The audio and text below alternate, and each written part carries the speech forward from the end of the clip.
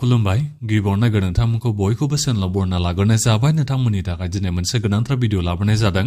आसा खालामदों नोंथांमोना बे भिडिअखौ बयबो जोबजासिम नायलांगोन आरो नोंथांमोननिसिम बे भिडिअनि गेजेरजों हाग्रामा महिलारी बिथांमोननि सरकारा एबा बिटिसिनि गोदान सरकारा नोंथांमोननिसिम मा मुलाम्फा हरनो नागिरदों साननैसोनि उनाव आं नोंथांमोननिसिम बेखौ नैबे भिडिअनि गेजेरजों खोन्थाहरनो सानदों। मानो होनोबा जोंहा दासान्दि खौरां बिजोङाव बेखौ होगासिनो दं आरो बिनिफ्राय सरकारनि मानसिफ्रा बेखौनो बुंगासिनो दङ फैगौ फेब्रुवारिनि 10 तारिखनिफ्राय हाग्रामा महिलारी बिथांमोननि सरकारा नोंथांमोननिसिम गोबां मुलाम्फाफोरखौ हरगोन होननानै।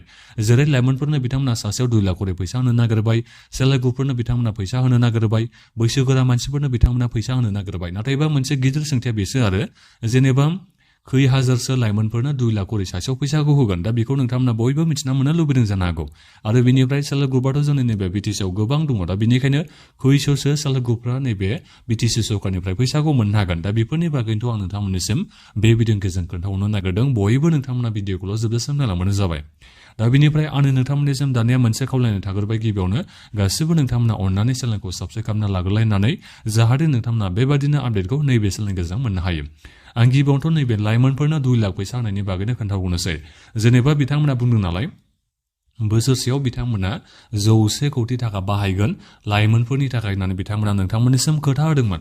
इलेक्सननि मेनिफेस्ट'आवनो बिथांमोना लिरदोंमन। जेनेबा जोंनि नैबे बिटिसिआवथ' गोबां मानसिफ्रा ग्रेजुवेट जागासिनो दं बोसोरै बोसोर आरो गोबां जाथारबाय। ग्रेजुवेसन माने पस्ट ग्रेजुवेसन फरायनाय, एमए फरायनाय, बिकम फरायनाय, बिए फरायनाय, बिएससि फरायनाय, एमएससि फरायनायाथ' जोंनि नैबे बिटिसिआव गोबां जाखाबाय। नोंथांमोना बेखौथ' बयबो मिथिखागौ।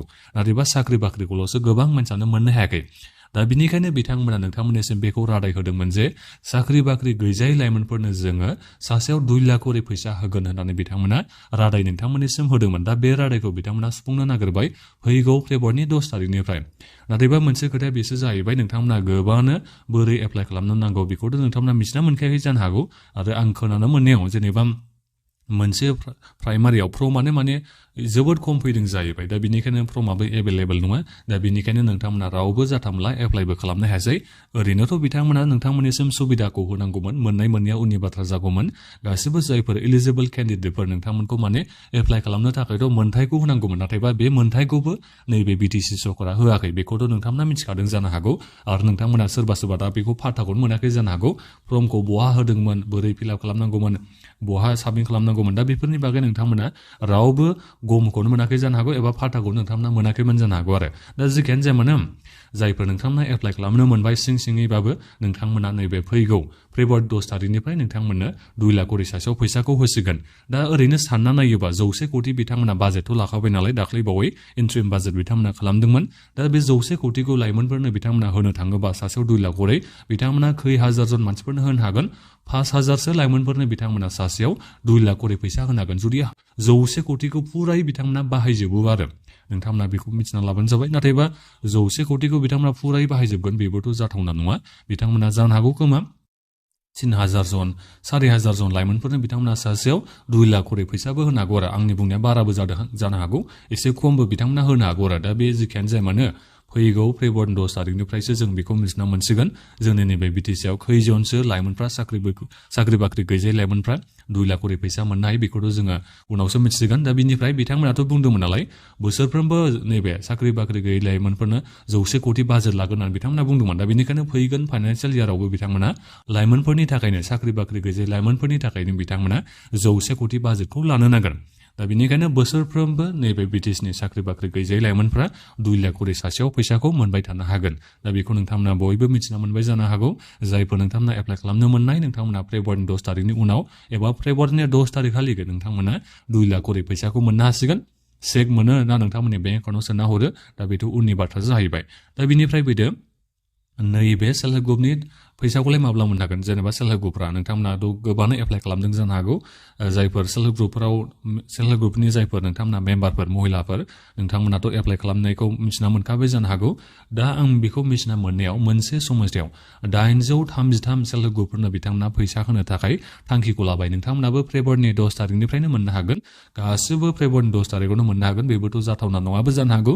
दा जिखियानो जाया मानो बिथांमोना नोंथांमोननिसिम बेखौ टारगेट होदों आरो फेब्रुवारिनि 10 तारिखनिफ्राय फैसाखौ होगोन होननानै दा बिनिफ्राय बेसेबां फैसा होगोन दायो बेयो मोनसे गिदिर सोंथि जानानै फैदों जेनेबा मोनसे समस्थियावथ' 833 सेल्फ हेल्प ग्रुपफोरनो होबाय दा बिनिफ्राय जोंनि नैबे बिटिएसआव दायो 40टा समस्ति दङ दा बिनिखायनो गोबां सेल्फ हेल्प ग्रुपफोरनो फैसाखौथ' मोननो हागोन बेथ' नंगौ बाथ्राया नाथायबा मोनसे ग्रुपआ खै हाजारसो फैसाखौ मोननो हागोन दा बेखौसो मोजां मिथिनो हायाखै जानो हागौ खोमा नोंथांमोना 20,000सो 25,000सो बेबायदि फैसा मोननो हागौ 10,000जोंथ' जेबो जानाय नङा मोनसे ग्रुपआव फैसा होनाया दा बेनिखायनो नोंथांमोना 20,000 25,000 बेबायदि फैसाखौ मोनगोनखौ आसाखौ लाबानो जाबाय सेल्फ हेल्प ग्रुपफोरा जायफोर नोंथांमोना एप्लाइ खालामनाय फैगौ फेब्रुवारिनि 10 तारिखनिफ्राय नोंथांमोनहा मोननो थांगासिनो दङ चेक होयो ना नोंथांमोननि बेंक एकाउन्टाव सोना हरो दा बेयो उननि बाथ्रा जाहैबाय जायखिजाया नोंथांमोना मोननो थांगासिनो दं आरो फैगौ फेब्रुवारिनि 10 तारिखनिफ्राय दा बेथ' जाहैबाय जोंहा सेल्फ हेल्प ग्रुपनि फैसा सोनाया बिटिसि सरकारनिया दा बिनिफ्राय बैसोगोरा नोंथांमोननि थाखायबो फैसा होनो थाखाय नोंथांमोननिसिम बेहाय रादाय होदोंमोन नोंथांमोना बेहाय नायबानो जाबाय जोंहा बेहाय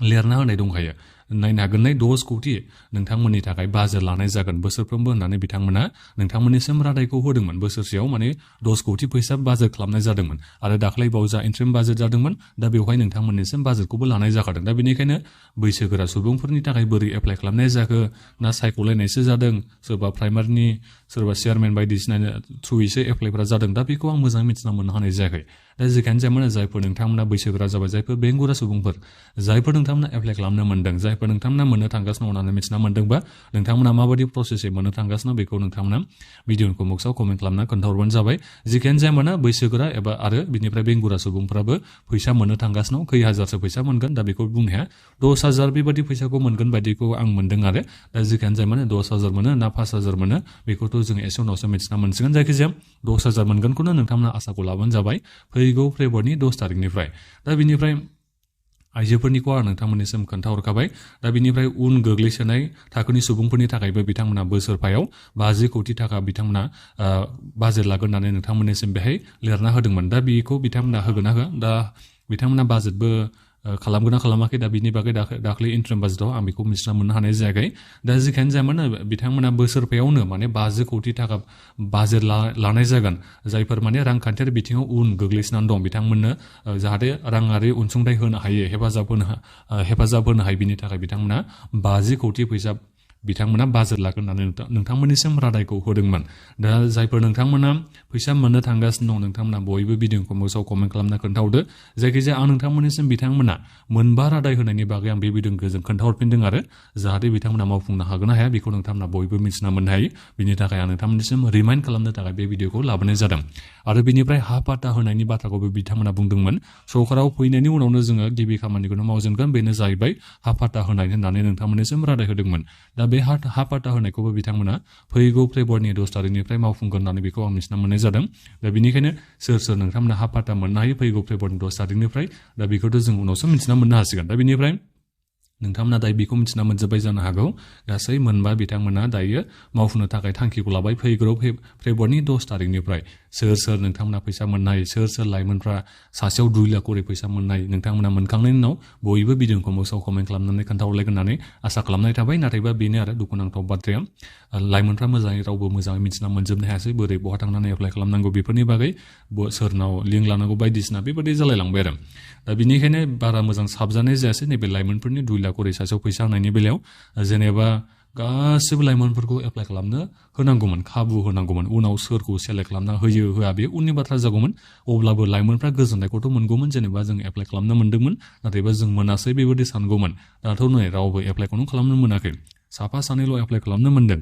दा बेनिखायनो बे मोनसे सोंखारिथावना मोनसे स्किम जाबाय होननानै बेखौ बुंनो नांगोन दा बेखौबो नोंथांमोना बयबो ससियेल मिडियाआव सोंखारिलायनांगौ आरो बोरै जालायखो माथो खबर गैया बोरै 2 लाख सोरनो होनो नागिरखो माथो जोंलाय खबरखौनो मोनासै बेबादि नोंथांमोना बाथ्रा बुंलायनांगौ आरो ससियेल मिडियाआव अब्लासो सुद्रायनाया फैगोन अब्लासो सिस्टेमाव सोलायनाया फैगोन दा बेफोरनि बागै नोंथांमोना गासिबो गावबागावनि माबाखौ भइसखौ रेस खालामबानो जाबाय आं नोंथांमोननिसिम बेखौनो बे भिडिअनि गेजेरजों बुंहरनाय जाबाय दा जेखियानो जाया सेल्फ हेल्प ग्रुपफ्राथ' फैसा मोननो थांगासिनो नोंथांमोना एसे सम नेबावथ' बारा गोबाव सम गैला नै 10 दिनल'सो जोंहा समा दंसै जोंहा दिनै जानुवारिनि 10 तारिख जाबायानोसै दा बिथांमोना मा खामानिखौ मावफुंनो हायो बे मोनबा रादाय होनायखौ फैगौ फेब्रुवारिनि 10 तारिखनिफ्राय दा बेखौथ' जोङो समासो मिथिगोन दा बेखौनो आं नोंथांमोननिसिम बे भिडिअनि गेजेरजों आपडेट हिसाबै एबा रिमाइन्ड खालामनो थाखाय आं नोंथांमोननिसिम बे भिडिअनि गेजेरजों बे बाथ्राखौनो बुंहरनाय जाबाय दा बेखिनियावनो नोंथांमोना माबाफोर सोंनांगौ दङबा दायो भिडिअखौ मोजां बयबो कमेन्ट खालामदो आरो बे भिडिअखौ नोंथांमोना गासिबो शेयार खालामना होबानो जाबाय जाहाथे गासिबो मानसिफ्रानो नैबे भिडिअनि बागै एबा नैबे आपडेटनि बागै मिथिनो हायो